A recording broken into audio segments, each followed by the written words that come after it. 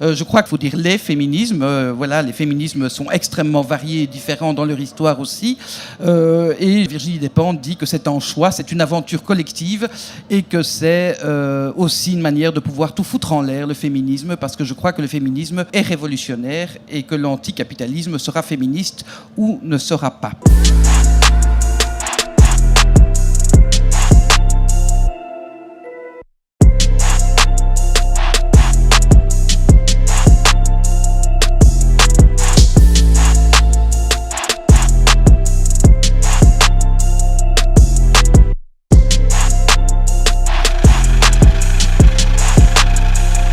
Disons concrètement, l'exploitation des travailleurs et des travailleuses se fait de manière assez différente au quotidien et on peut voir des effets très clairs, inégalité dans les salaires, dans les pensions qui aussi vont être moins bonnes pour les femmes, etc. Quand on va voir le système de pension à points qui se prépare par exemple, il y aura clairement des effets sur les femmes, notamment les femmes qui sont plus sujettes à avoir des contrats à mi-temps, des contrats plus précaires, des contrats flexibles.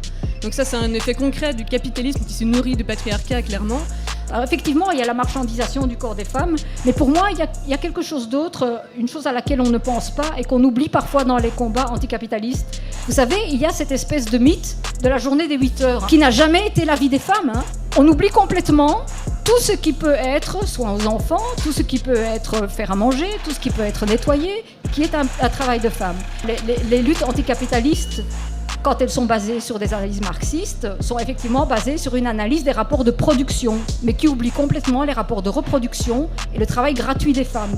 Et on peut se dire que le capitalisme, il ne tiendrait pas 5 minutes si tout ce travail-là devait être payé. 5 minutes d'histoire quand même, ça a merdé depuis qu'on essentialise le corps des femmes, depuis qu'on naturalise la femme. Et au 19e siècle, la science va le faire. Elle va prouver que les femmes sont inférieures aux hommes. Et presque au même moment, un peu plus tôt, vous avez l'anticapitalisme qui vit dans ce contexte-là, qui est abreuvé de cela. Et quelqu'un comme Proudhon, père de l'anarchisme, Proudhon était le plus grand misogyne de la Terre. Alors vous allez me dire, c'est le problème de Proudhon, on s'en fout un peu, peut-être. Le problème, c'est que tous les socialismes, je dis bien tous les socialismes du 19e siècle, vont se nourrir de la pensée de Proudhon et ils vont prendre tout. Donc le mouvement anticapitaliste est presque par essence antiféministe à la base. Il faut aller voir aussi ailleurs, en Argentine, au Chili, en Espagne, avec la grève qui a eu lieu le 8 mars passé. Et c'est quand même extrêmement intéressant de voir à quel point des millions de femmes se sont mobilisées à ce niveau-là. On prouvait aussi qu'on pouvait agir clairement sur nos sociétés. Et donc je pense que la grève qui va s'organiser le 8 mars prochain, j'espère qu'on sera nombreuses et qu'on va pouvoir montrer aussi à notre niveau, en Belgique, en Occident, qu'en luttant, on va pouvoir obtenir une reconnaissance de notre genre et de notre travail au quotidien. Voilà.